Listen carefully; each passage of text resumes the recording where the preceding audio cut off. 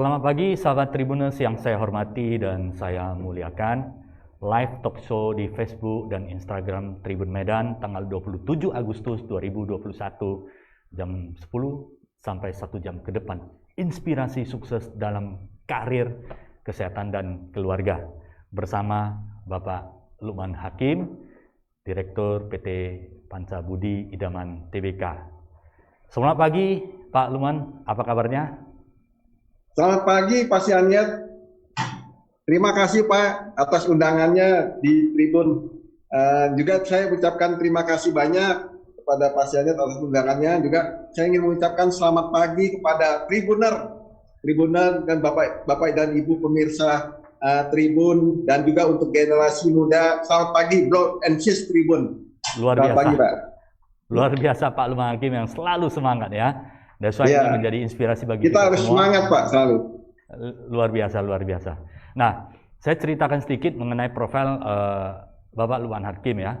Seorang warga negara Indonesia, beliau menyelesaikan pendidikan S1 di STE IBII Jakarta pada tahun 2000 dan kemudian lanjut menyelesaikan S2 di Universitas BINUS, Bina Nusantara Jakarta, program studi di Sistem Informasi Akuntansi dan Manajemen beserta keuangan. Pada tahun 2022 selesai ya, beliau juga menjabat sebagai direktur perusahaan sejak awal 2019 dan saat ini merangkap sebagai corporate secretary atau sekretaris perusahaan ya.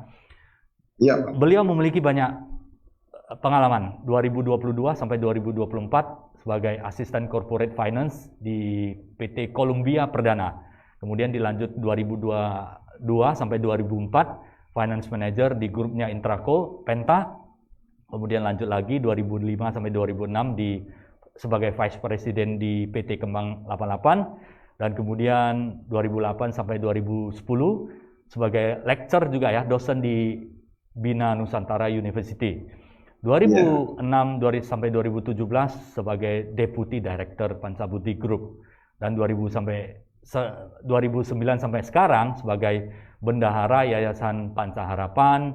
2017 sampai sekarang sebagai sekretaris perusahaan juga Panca Budi Idaman Tbk, perusahaan nasional yang sudah TBK, dan 2019 sampai sekarang juga adalah dosen tamu S1 dan S2 juga sebagai direktur PT Panca Budi Idaman Tbk. 2020 tambah lagi sampai sekarang adalah komisaris PT Nusa Boga Sejahtera. Luar biasa Pak Lukman Hakim ya, yang memulai dari karir dan sangat sukses ya sebagai dasar dan sampai saat ini sebagai direktur, corporate sekretaris, dan juga saat ini juga adalah sebagai pembina dan penasihat organisasi Jiwa Muda Indonesia. Nah, ini sahabat Tribuners dan kita semuanya tentunya kepengen belajar dari Pak Lukman Hakim juga ya, bagaimana bisa yang kononnya Bapak memulai karir ini sangat dasar sekali ya Pak ya, dengan penuh perjuangan sampai bisa menyelesaikan S1, S2, tentunya suka duka juga banyak. Ini silakan Pak, sharing sedikit untuk sahabat Tribuners sekaligus memotivasi kita semuanya bagaimana cara Bapak untuk sukses ya dan bertahan di sebuah perusahaan itu di level director itu cukup lama dan dipercayakan menjadi corporate sekretaris lagi Pak. Silakan Pak sharing pengalamannya. Ya, terima kasih Pak Sianyet atas perkenalannya. Ya, saya terus terang dalam hidup itu adalah suatu perjuangan Pak ya, adalah suatu perjalanan ya, di mana kita hidup dari kecil ya. Saya lahir di sebuah keluarga sederhana Pak di Pasar Senen, cuma ya dari orang tua saya selalu mendidik saya bagaimana saya hidup harus punya rasa mandiri dan bertanggung jawab Pak. Itu kunci yang paling penting Pak. Jadi selama saya dalam perjalanan hidup ini memang ada suatu perjuangan gitu Pak. Dari SD, SMA, kemudian sampai di perguruan tinggi, sampai saya kerja juga, saya punya suatu perjuangan dan tekad yang hidupnya harus mandiri gitu Pak. Jadi saya punya suatu tujuan. Jadi seperti saya nonton di film Kung Fu Panda ya kan, itu saya pernah dengar ada suatu kata-kata yang yesterday is story, but tomorrow is mystery. Jadi hidup kita itu adalah suatu misteri Pak. Ya, Karena misteri kita butuh suatu preparation, Pak. Karena kita butuh namanya hope for the better, but prepare for the worst, Pak. Kita butuh suatu preparation. Jadi di sini saya ingin sharing kepada permisa Tribuners dan Bro and Sis Tribuner untuk yang generasi muda, bagaimana kita mempersiapkan masa depan kita, gitu. Jadi manusia itu nggak bisa suatu instan, tiba-tiba bisa di posisi puncak atau tiba-tiba bisa mendapatkan suatu position. Itu harus ada suatu namanya proses juga, Pak. Jadi kita harus ada namanya preparation-nya, mempersiapkan masa depan kita, Pak, ya kan? Yang mana kita juga kemarin Jai juga baca ke depan itu masa depan banyak dikuasai sama industri digital, kan? Seperti big data, artificial intelligence, kemudian banyak hal lah. Juga ada profesi sebagai kesehatan atau profesi lain-lainnya. Tapi di bidang untuk finance and accounting and administration itu juga masih dibutuhkan, ya kan? Hukum juga masih dibutuhkan. Jadi kita harus mencari finding your purpose dulu. Jadi kita tahu tujuan kita apa dulu, Pak. Jadi kita tahu tujuan kita, kemudian kita tahu kita punya strength, kita punya kekuatan, ya kan? Setiap orang harus maju, harus tahu dulu diri kita dulu, Pak. Harus tahu kita punya strength, kita harus di bidang mana. Misalkan kalau orang ini di bidang seni, dia harus memperkuat profesinya di bidang seni, gitu, Pak. Kemudian kalau orang ini untuk di bidang public speaking, dia harus memperkuat di bidang public speaking, gitu. Oke. Kemudian kita harus bisa melihat suatu opportunity ke depan, ya, yang mana ke depan itu kita bisa mencari opportunity, bahkan kita harus bisa meng-create opportunity, Pak, ya kan. Nah, selain itu ya kita harus miliki knowledge, Pak, ya kan. Di mana-mana ya dasarnya adalah suatu knowledge, ya, seperti kita tahu teorinya dulu, ya kan, baru kita melakukan prakteknya, ya kan. Untuk semua ini, ya, semua adalah suatu hal namanya suatu prestasi, Pak, ya. Ya saya sharing di sini kepada pemirsa Tribuners, ya kan, dan Bro and Sis untuk Trimuder, untuk generasi muda, yang paling penting dalam suatu perjalanan, bagaimana kita membuat suatu prestasi, ya. Memang ada sebagian orang mempunyai suatu pengalaman, ya, apakah itu pengalaman kerja atau pengalaman bisnis, ya kan. Tapi di dalam pengalaman bisnis itu kita harus punya suatu namanya track record, punya suatu namanya achievement, ya kan. Nah, achievement suatu prestasi yang sesuai dengan keinginan kita, ya, sesuai dengan kemampuan kita, suatu prestasi. Itu. Oke. Kemudian ya selain itu ya silakan, Pak.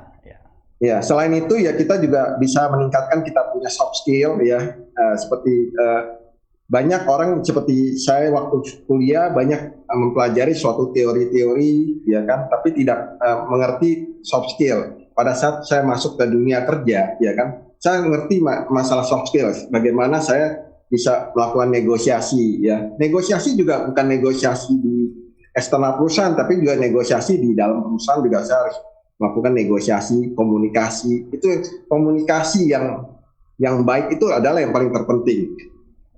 Kemudian juga kita juga punya suatu leadership, ya. Apabila Bapak dan Ibu atau Bro and Sis, ya, di profesi memimpin suatu perusahaan, ya kan, harus punya suatu namanya jiwa leadership, ya kan. Dan juga ada mempunyai namanya public speaking. Kemudian juga yang paling penting juga kita harus punya relasi atau networking, ya, yang mana kita hidup di dunia ini nggak sendirian. Jadi kita membutuhkan suatu network yang cukup bagus, ya kan? Karena dengan network itu kita bisa mencari suatu inspirasi, mencari suatu kesempatan, mencari suatu pengalaman baru, ya kan? Yang kita bisa temukan dari beberapa orang. Saya sampai sekarang ini saya selalu mencari suatu networking dan mencari suatu inspirasi untuk kemajuan diri saya sendiri, gitu. Kemudian ya dalam hal ini saya banyak belajar, ya. Sampai sekarang pun saya juga belajar terus, Pak, gitu. Sebagai apa ya, Pak, ya? Ingin bermaju ya selalu belajar terus, karena apa yang sudah dipelajari sebagian sudah akan kadaluarsa, ya. Seperti mungkin sebelum COVID ini kita hadapi COVID-19 ini, mungkin kita tidak terlalu belajar banyak mengenai digital. Begitu kita masuk di memaksa kita untuk harus social dan physical distancing, dan kemudian sebagian work from home, ya, kita harus jaga kesehatan dan sebagainya. Ini secara tidak langsung adalah sebagai katalisator untuk kita belajar lebih banyak lagi untuk adaptasi, ya Pak ya. Jadi istilahnya kalau siapa yang agility, yang mampu bermanuver dan adaptasi terhadap perubahan, mungkin itulah yang saya katakan sebelumnya teori Darwin, ya, siapa yang bisa beradaptasi dia akan menjadi survive, ya. Yang tidak beradaptasi ya mungkin dia akan ketinggalan dan mengalami kemunduran seperti itu. Nah, Pak Lukman, ini menarik sekali. Yang satu poin yang saya tangkap, Pak Lukman adalah seorang jiwa pembelajar. Tadi Pak Lukman ada plan for the best, ya, kemudian prepare for the worst. Nah, ini menarik sekali. Dan di dalam pekerjaan Bapak menuju ke tangga karir sebagai direktur, katakanlah misalnya apa yang Bapak lakukan untuk prepare for the worst seperti itu? Misalnya apakah ada contoh-contohnya, dan kemudian plan for the best seperti apa? Apakah dari awalnya Bapak sudah memikirkan bahwa Bapak akan mencapai karir sebagai level direktur, dan bagaimana Bapak menyikapinya? Mungkin sedikit sharing, Pak, supaya nanti daily life dan monthly life-nya Bapak bisa menjadi sebuah pengalaman kita bersama untuk bisa belajar. Silakan, Pak. Iya. Jadi untuk di posisi saat ini, Pak, ya kan, saya selalu menemukan suatu saya punya strength, ya kan, saya punya kemampuan. Jadi saya punya kemampuan untuk negosiasi, saya punya kemampuan untuk public speaking, ya kan. Dalam hal ini kalau pada posisi saya untuk corporate secretary, ya kan, saya harus bisa punya kemampuan mengenai pasar modal, Pak. Saya mempelajari namanya peraturan otoritas jasa keuangan, kemudian peraturan Bursa Efek Indonesia, good corporate governance, gitu. Bagaimana menciptakan suatu good corporate governance di perusahaan yang membuat suatu trust kepada investor. Itu yang paling penting, Pak. Jadi semua ini saya pelajari learning by doing, Pak. Jadi selama di perusahaan ini kita belajar mengenai beberapa business development seperti POJK, kemudian bisnis strategi, semua learning by doing, ya. Memang di waktu di bangku kuliah ada beberapa teori, tapi kita harus bisa beradaptasi dengan beberapa. Contohnya seperti peraturan-peraturan sekarang makin kompleks dan makin memenuhi memenuhi zamannya, Pak, ya. Karena zaman makin lama makin canggih, ya. Contohnya seperti sekarang, Pak, kalau di Bursa Efek Indonesia dan di OJK ada regulation baru, itu RUPS-nya bisa namanya IRUPS, Pak. RUPS-nya bisa menggunakan virtual, Pak. Jadi pemegang saham itu tidak harus hadir, tapi bisa hadir dengan menggunakan teknologi internet. Nah, itu kita harus pelajari, Pak.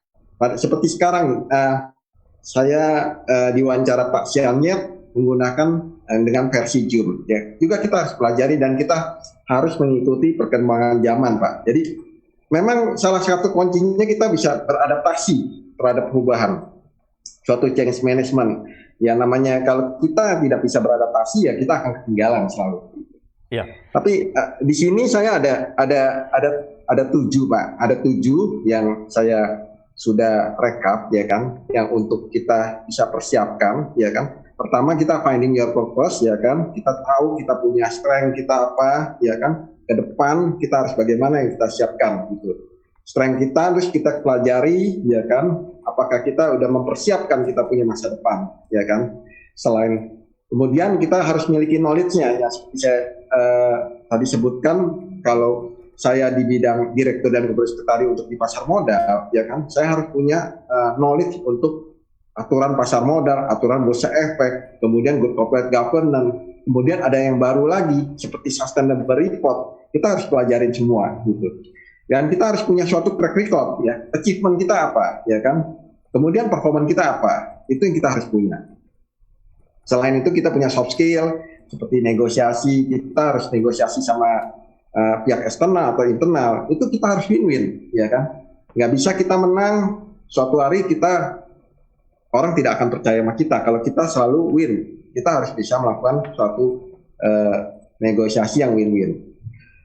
Kemudian juga ada kemampuan public speaking yang mana saya selama menghadapi investor, kadang kita harus bisa presentasi di depan banyak orang, kita harus punya kemampuan untuk public speaking. Iya. Kemudian selain itu adalah mencari relasi ya seperti business partner, kemudian media, kemudian analis, investor dan lain-lain. Menarik, Pak. Kemudian kita juga harus bisa promosi diri, Pak. Oke. Promosi diri seperti tampil di publik, ya kan, tampil juga di sosial media. Kita ikuti perkembangan zaman, apalagi perkembangan untuk generasi muda, milenial sekarang, ya kan, banyak menggunakan sosial media, ya kan. Jadi kemudian eksis lah ya, Pak ya. Iya, kemudian kita bisa membangun suatu reputasi yang bagus, ya kan, dengan komunikasi yang baik, dengan trust, kita memberikan suatu kepercayaan, ya, karena trust ini adalah komitmen kita. Seperti di perusahaan saya ini, PT Pancabudi Idaman Tbk, ya kan, kita punya suatu slogan, trust is our commitment. Jadi kita harus memberikan trust kepada investor, kepada analis, ya kan, kepada pihak perbankan, bisnis partner kita, bahwa kita memberikan suatu trust, ya kan. Karena trust itu yang kita bangun itu adalah suatu kepercayaan. Jadi kalau orang sudah percaya sama kita, ya kita bisa melangkah lebih maju lagi, Pak. Gitu, Pak. Oke. Itu aja, Pak. Oke, menarik, Pak. Tadi Bapak ada sebutkan banyak sekali, ada purpose ya, temukan tujuan kita ya, sahabat Tribuners ya.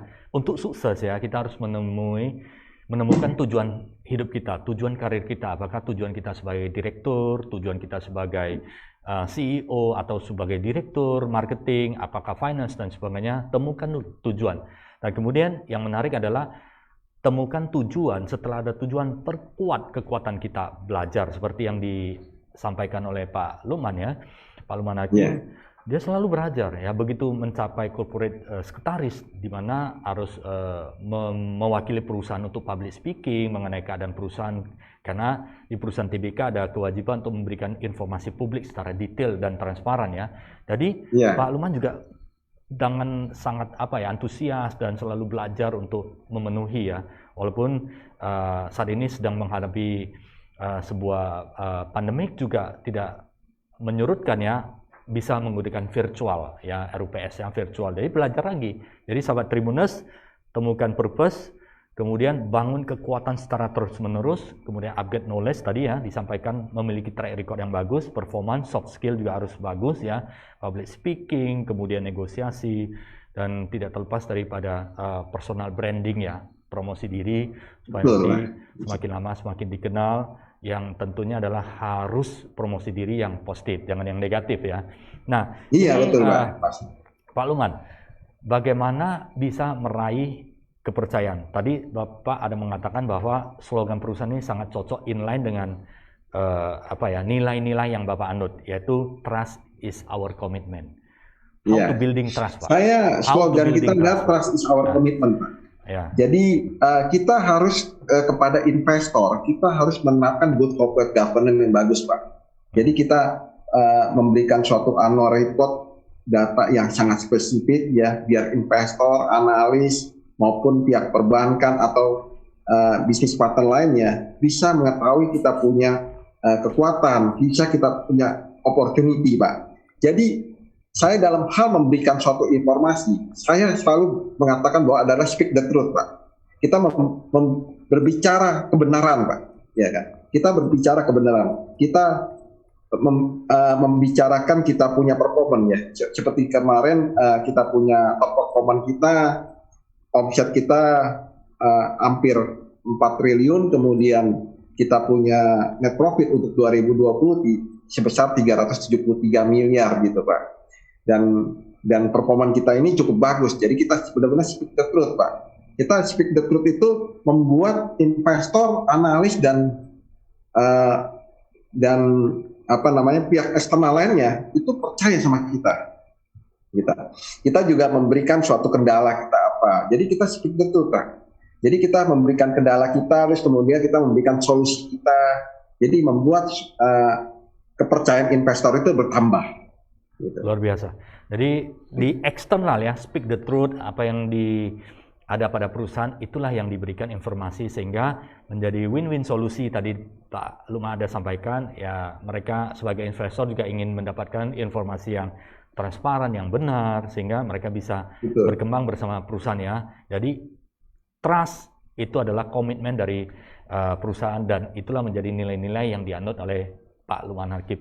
Nah, Pak Lukman, itu eksternal. Bagaimana Pak Lukman mendapatkan trust dari board of director, dari komisaris ya, dari owner, sehingga memberikan kesempatan kepada Pak Lukman meniti karir itu staf demi staf, sehingga duduk sebagai direktur dan corporate sekretaris dan mewakili perusahaan itu bukan hal yang kecil ya Pak ya. Itu artinya mewakili sebuah perusahaan untuk komunikasi keluar. Artinya Pak Lukman mendapatkan kepercayaan yang besar mewakili perusahaan untuk sebagai public speaking-nya, mewakili corporate. Itu adalah kepercayaan sangat besar. Bagaimana Pak Lukman dapat meraih kepercayaan itu sehingga para pemegang saham, stakeholder, dan kemudian para owner itu dapat percaya kepada Pak Lukman untuk mewakili perusahaan.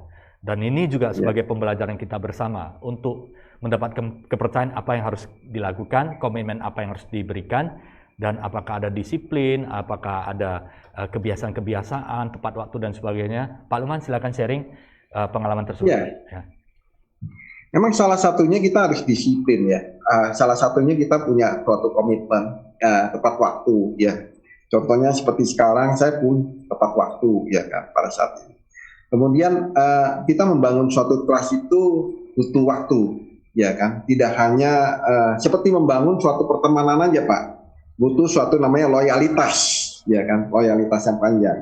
Nah, kemudian juga saya punya suatu good intention. Jadi saya selalu punya suatu niat baik untuk membantu, niat baik untuk berkembang bersama ya. Intinya adalah growing together Pak.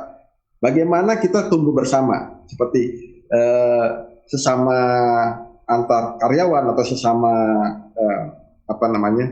sesama partner ya kan. Saya selalu menerapkan suatu prinsip ya adalah kita tumbuh bersama, dan saya tidak punya niat pun ya kan, niat yang istilahnya niat yang dalam arti negatif Pak ya, itu saya tidak punya. Saya punya suatu hal yang positive thinking aja. Yang paling penting adalah kita tumbuh bersama ya kan, bagaimana kita win-win ya kan, win-win solution. Otomatis kita mendapatkan suatu kepercayaan. Dan saya tidak bisa mengontrol saya punya emosi atau egoisme saya ya kan? Karena setiap manusia punya suatu egoisme masing-masing. Tapi kalau kita bisa suatu win-win solution ya kan, kita pasti mendapatkan suatu kepercayaan. Iya, berarti win-win solusi, dan Bapak ada semacam sesuatu yang positif ya, artinya ditimbul dari niat positif dulu ya, mengerjakan dulu ya, benar ya Pak ya? Jadi Bapak, betul, Pak. Jadi, apakah misalnya ada pemikiran seperti itu, kalau kerja terlalu banyak kan kita sebenarnya mengharapkan imbalan yang banyak. Bagaimana menurut Bapak? Ya memang setiap orang termotivasi atas hal itu Pak. Jadi kalau kita berkontribusi banyak, setiap otomatis kita ada take and give-nya gitu. Pasti kita juga mengharapkan ya kan, mendapatkan lebih gitu Pak. Ya, nah, kan? Bagaimana tapi itu, yes. Ya. Silakan Pak. Tapi itu memang kita semua mengharapkan namanya ada take and give ya kan. Namanya juga kita berkontribusi gitu. Tapi bagi saya lebih memikirkan bagaimana suatu prestasi dan achievement saja Pak gitu. Berarti ya, pemikiran Bapak adalah kontribusi terlebih dahulu ya Pak ya? Iya betul. Jadi kita memberi dulu Pak. Kita memberi dulu, kontribusi dulu ya kan. Seperti hal ini saya lebih suka membangun suatu kepercayaan Pak begitu. Karena kepercayaan itu adalah komitmen kita. Jadi sahabat Tribuners, Pak Lukman bisa sampai sekarang menjadi level direktur dan corporate sekretaris. Itu tentunya adalah diberikan kesempatan ya, diberikan kesempatan. Tapi Pak Lukman tunjukkan dulu kontribusinya pada perusahaan. Pak Lukman diberikan. Mungkin saya kasih contoh ini Pak. Contoh ya, kita go public waktu itu tahun 2017. PT Pancabudi Idaman Tbk kita go public 2017. Kemudian kita memberikan kontribusi kepada investor, analis ya kan. Kita dengan membagikan dividen. Kita komitmen membagikan dividen. Bahkan kalau waktu di prospektus kita komitmen membagikan dividen itu 30-40%. Bahkan setiap tahun Pak, berturut-turut Pak, kita selalu berkomitmen membagikan dividen, bahkan di atas 40%. Luar biasa. Iya, di tahun ini kita membagikan dividen itu dengan dividen payout ratio-nya sebesar 50%. Jadi kita memberikan lebih Pak pada investor, ya kan. Nah, harga saham kita waktu pada saat go public itu di 850 Pak. Sedangkan di tahun 2020-2021 saya lupa, perkiraan aja sempat di harga 2.200 Pak. Jadi selain sahamnya naik karena return dari hasil dari investor, ya kan, kita juga punya komitmen untuk membagikan dividen, ya kan. Kita juga punya komitmen untuk memajukan usaha. Kita punya komitmen untuk bertumbuh, ya kan. Tidak hanya kita hanya mengatakan saja, tapi kita membuktikan gitu, Pak. Kita membuktikan pertumbuhan sales kita, pertumbuhan profit kita, terutama pertumbuhan profit kita sangat membuktikan kepada investor. Itulah yang mendapatkan kepercayaan daripada investor ya Pak ya? Iya. Nah bagaimana di dalam membangun kepercayaan kepada investor dengan kemudian eksternal maupun internal, apakah Pak Lukman pernah mengalami atau menghadapi kesulitan pada saat di dalam perusahaan? Kesulitan ada, kesulitan kecil Pak. Tapi yang paling penting kita telah membuktikan, ya kan? Setiap tahun kita membuktikan kita punya net profit margin kita cukup bagus, ya kan? Bahkan sekarang sekitar kurang lebih net profit margin kita sekitar 10-11% Pak, ya kan? Dan ini cukup bagus. Di masa pandemi juga net profit kita juga besar sekali Pak, ya kan? Kemarin per Juni kalau nggak salah sekitar di atas 240 miliar kurang lebih Pak. Luar biasa. Ya. Oke, Pak, saya kembali ke pengalaman pribadi Bapak. Pada saat sekolah, Pak, bagaimana Bapak menyelesaikan sekolah S1, S2, Pak? Apakah ini merupakan tantangan atau memang ini adalah arahan dari orang tua atau Bapak pilih sendiri, Pak? Mungkin saya waktu pada saat sekolah itu, ya kan, itu adalah suatu tantangan karena pada saat waktu saya kecil itu saya ingin jadi orang sukses, maka itu saya butuh sekolah, ya kan, saya butuh sekolah. Tapi memang orang tua sudah mengajarkan saya harus bagaimana hidup mandiri dan bertanggung jawab. Intinya orang tua mengarahkan, orang tua saya selalu mengarahkan bagaimana saya harus menjadi orang sukses, bagaimana saya memikirkan untuk sukses dan mempersiapkan, ya kan.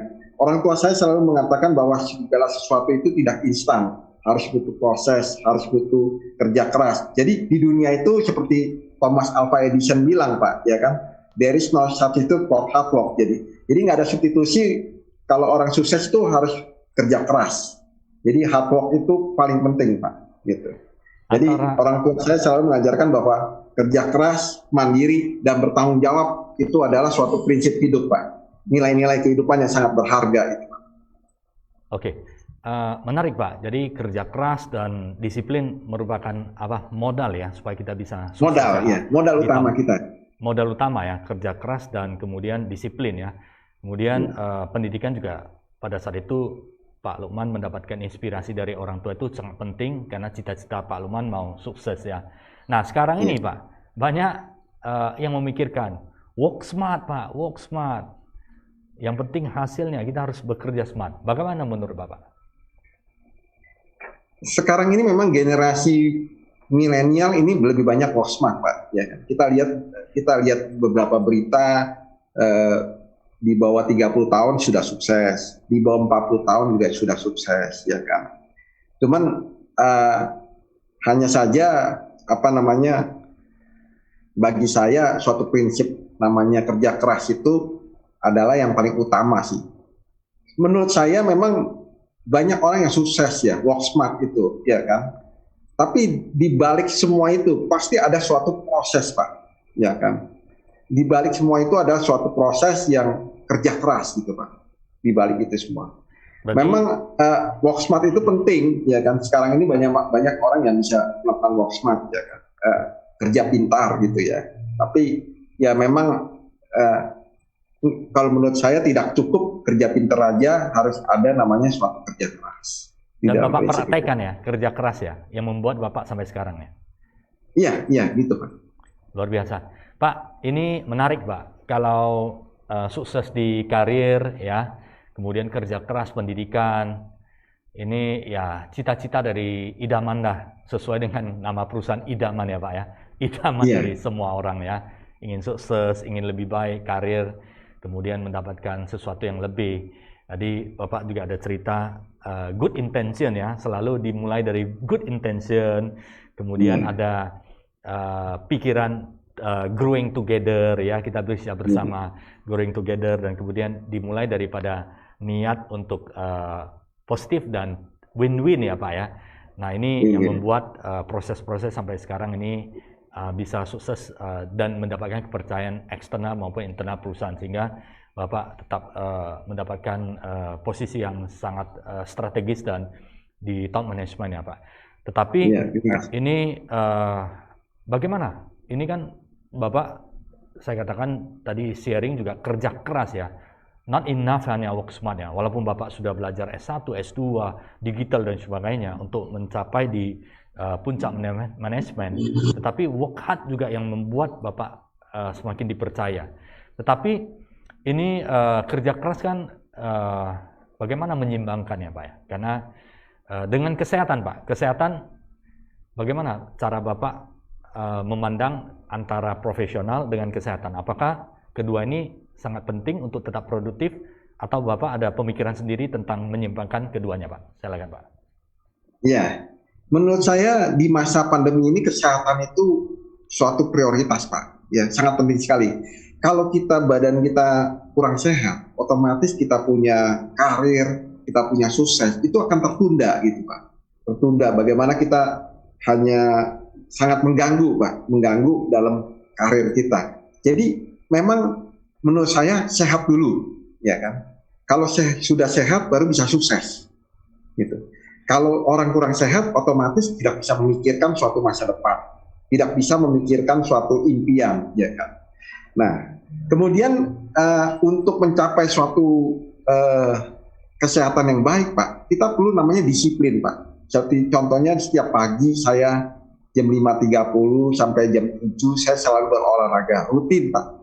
Dari Senin sampai Jumat, kemudian kalau Sabtu Minggu saya bisa 2 jam untuk berolahraga. Jadi saya rutin. Jadi saya melakukan ini udah bertahun-tahun. Jadi saya menjaga suatu kesehatan. Kesehatan bagi saya suatu hal yang sangat penting sekali Pak. Karena kalau kita udah sehat, baru kita bisa sukses berkarir Pak. Kemudian saya juga hidup sehat. Saya tidur cukup. Kemudian saya selalu makan sehat Pak, maksudnya ya saya menghindari yang berkolesterol, kemudian menghindari yang manis, pokoknya bagaimana saya hidup sehat aja Pak. Dan terutama yang paling penting adalah pikiran kita harus sehat, kita harus positive thinking. Jadi kalau selama kita positive thinking, jasmani kita juga akan semakin sehat Pak.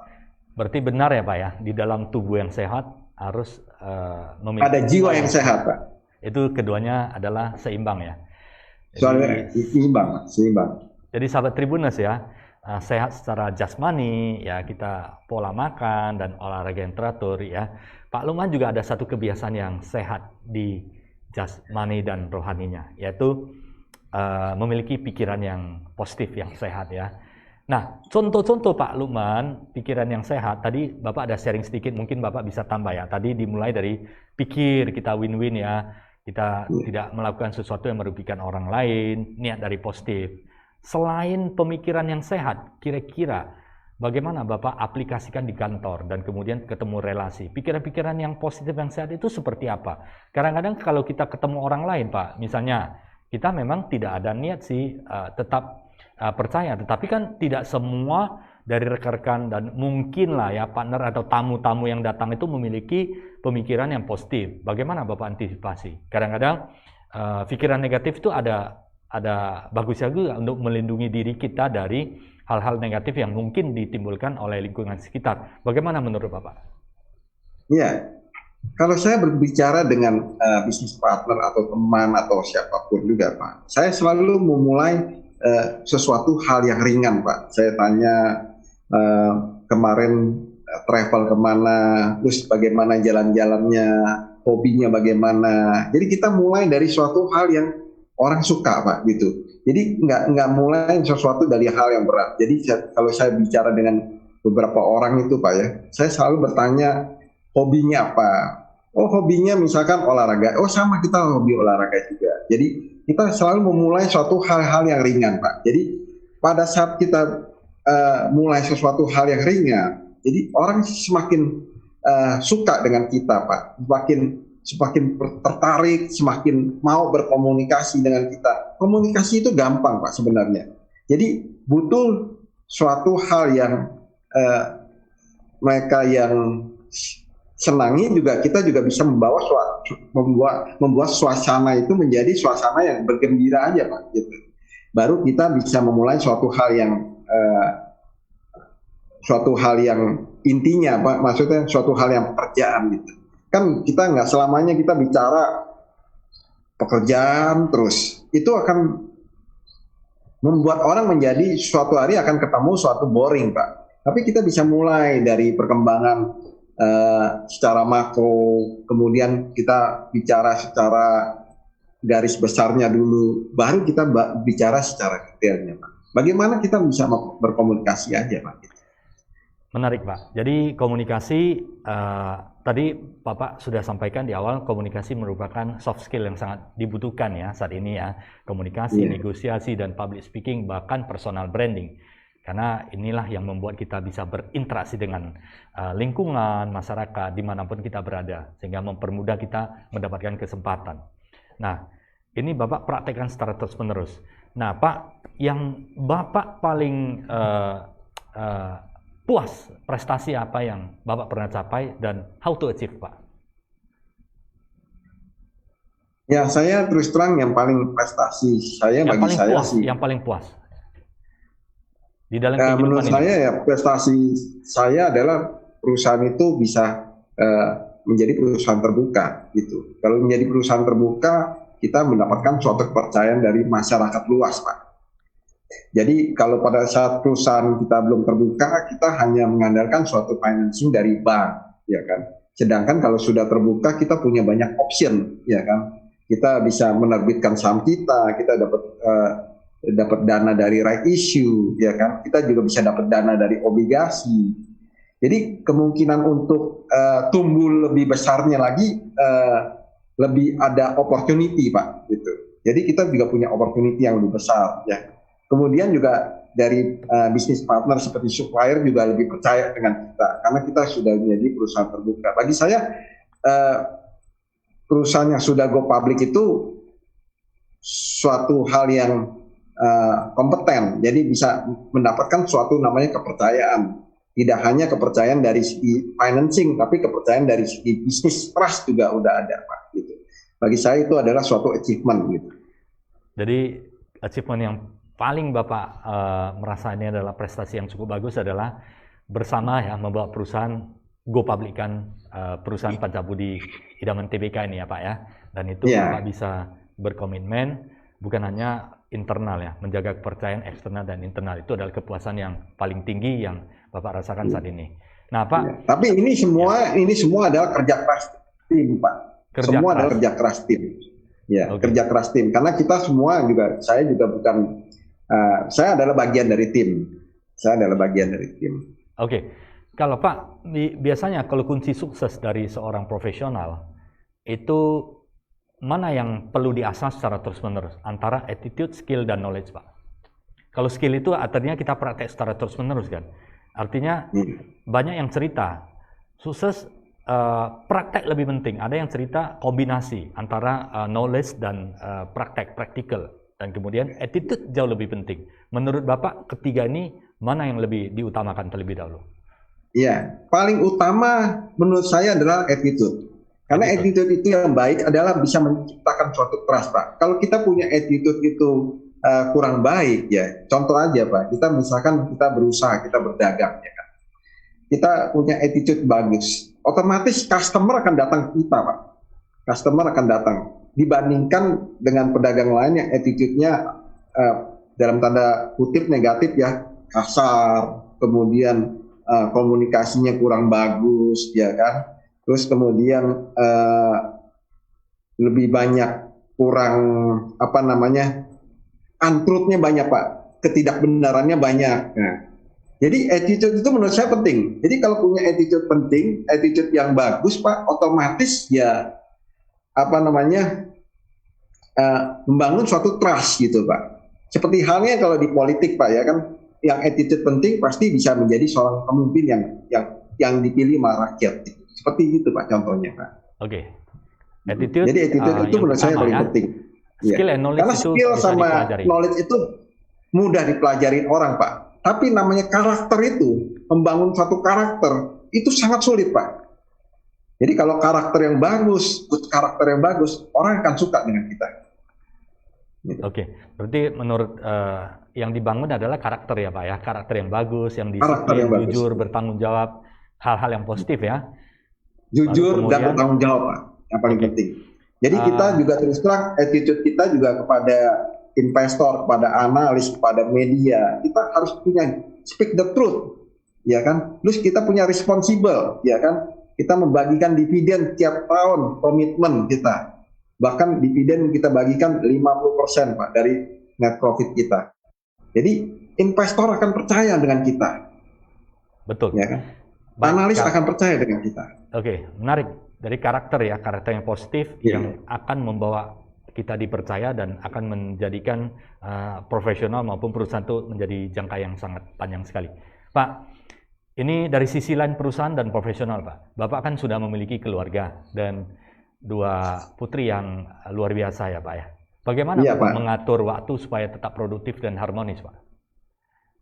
Iya, saya selalu pulang kerja, saya selalu makan bersama, Pak.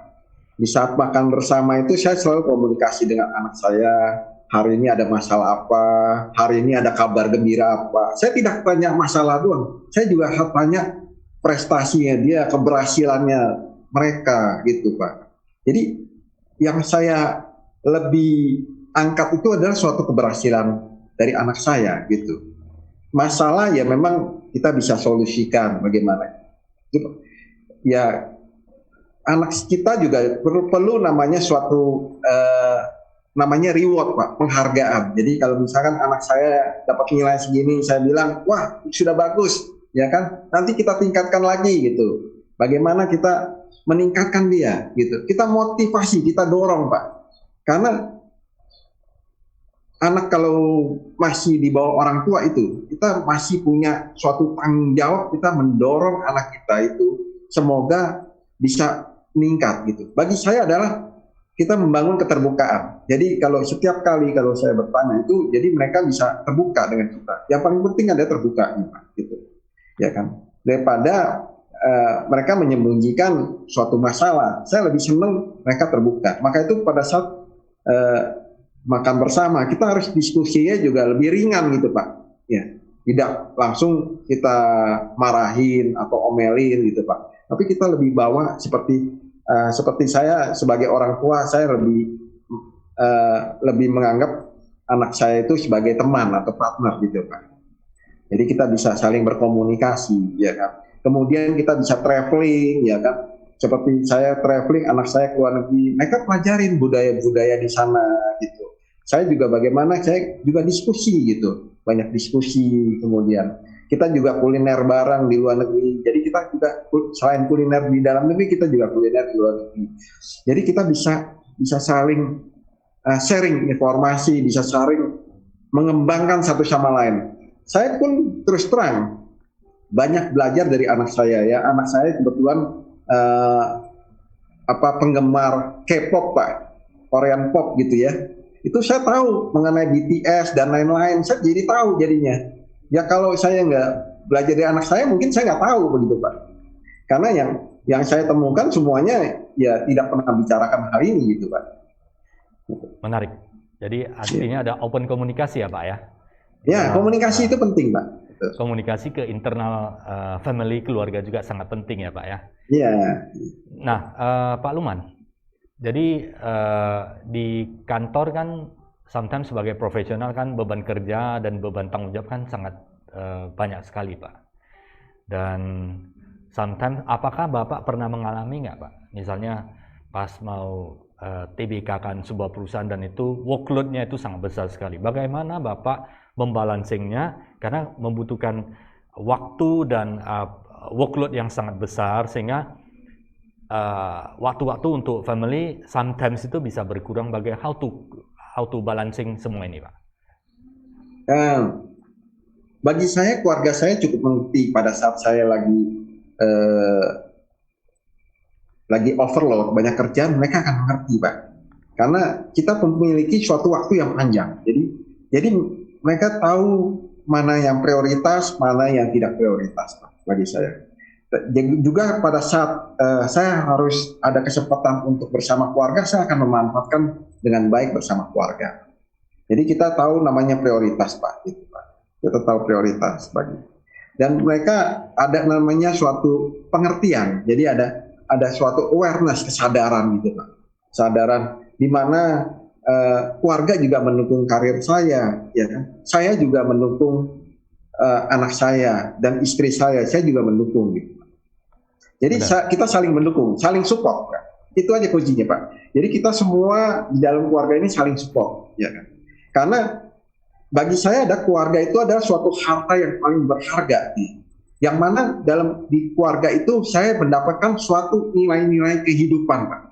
Ya kan? Bagaimana mereka punya masalah, kita bisa solusikan. Bagaimana saya punya masalah, mereka juga bisa memberikan suatu solusi gitu Pak. Gitu. Luar biasa. Komunikasi sangat penting ya Pak ya. Jadi saling penting, memahami dan kemudian bisa menghadapi berbagai saling memahami Pak.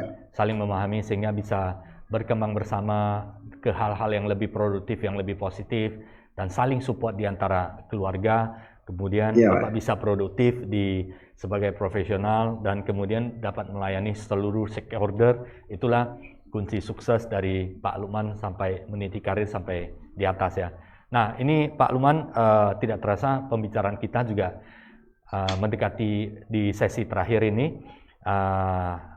Tips Pak untuk sahabat Tribuners yang ingin membangun karir bisa sukses di profesional ya Pak ya, seperti Pak Lukman Hakim sebagai profesional, apa yang harus dilakukan dari awal Pak? Mungkin tadi kan cerita Bapak sudah mendapatkan kepercayaan ya, artinya giving first ya, Bapak selalu mencari good intention, apalagi yang bisa dirubah, bisa diberikan kepada seluruh stakeholder dimanapun Bapak berada.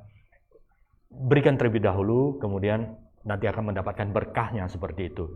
Nah, sedikit tips Pak dari Pak Lukman Hakim untuk sahabat Tribuners yang ingin membangun karir dari dasar Pak. Misalnya, katakanlah baru dari lulus SMA Pak, ini kan akan ada banyak lulusan-lulusan SMA maupun dari perguruan tinggi. Persiapan-persiapan untuk sebagai wejangan Pak, supaya nanti kedepannya bisa sukses di pekerjaan dan karir, kesehatan maupun keluarga Pak. Silakan Pak. Ya, saya punya dua tokoh inspirasi Pak. Ya, dua tokoh inspirasi di dalam negeri dan di luar negeri. Ya, salah satu tokoh di dalam negeri itu adalah Bung Karno Pak. Bung Karno pernah mengatakan bahwa gantungkanlah cita-citamu setinggi langit, ya kan? Jika engkau jatuh, engkau akan jatuh di antara bintang-bintang. Nah, ini saya punya impian, saya punya cita-cita. Saya ingin mewujudkan cita-cita saya. Jadi saya harus mempersiapkan semua apa yang saya cita-citakan. Itu tokoh yang satu, tokoh inspirasi yang sangat menurut saya sangat penting seperti Bung Karno, yaitu gantungkanlah cita-citamu setinggi langit. Kita harus punya target yang tinggi Pak. Kita harus punya impian yang tinggi. Kita harus punya cita-cita yang tinggi Pak. Ya kan? Kemudian ada tokoh lagi yang di luar negeri Pak. Salah satunya salah satu pengusaha besar di bidang e-commerce, ya kan. Sekarang anak muda generasi milenial mungkin sudah tahu mengenai pengusaha besar, yaitu dari China, Jack Ma, Pak. Nah, Jack Ma pernah mengatakan bahwa hari ini berat, tapi the day after tomorrow itu akan sunshine, akan ini. Yang paling penting kita jangan takut gagal, ya kan? Kita never give up, ya. Jangan pernah menyerah. Karena tokoh seperti Jack Ma itu pernah berkali-kali melamar kerja di Kentucky Fried Chicken, pernah berkali-kali ditolak. Pernah masuk tempat kuliah juga ditolak juga. Tapi dia mencoba terus ya. Dia bahkan belajar bahasa Inggris, kemudian belajar internet, sampai perusahaannya jadi besar seperti Alibaba gitu. Perusahaan Alibaba itu sangat besar, Pak. Jadi market cap-nya itu sangat besar. Market cap-nya sangat besar. Bahkan di dunia itu sudah diakuin salah satu perusahaan yang terbesar di dunia gitu. Nah, pertama ya memang saya gantungkan cita-citamu setinggi langit, Pak. Ya kan? Kemudian kita harus punya suatu knowledge ya. Knowledge kita, ya kan, kita harus meningkatkan knowledge kita. Apa yang kita tahu, tujuan kita apa, ya kita tingkatkan knowledge-nya seperti apa gitu. Kalau kita mau di bidang digital, kalau mau di bidang information technology, kita harus tingkatkan knowledge-nya di bidang information technology. Kalau kita di bidang business administration, kita harus tingkatkan di bidang administration. Kemudian ya kita harus mencari suatu soft skill ya. Memang kalau untuk soft skill itu kita harus mempunyai mempraktekkan gitu. Seperti contohnya negosiasi, kemudian komunikasi, public speaking, itu kita harus berani mempraktekkan gitu. Berani mempraktekkan. Ya.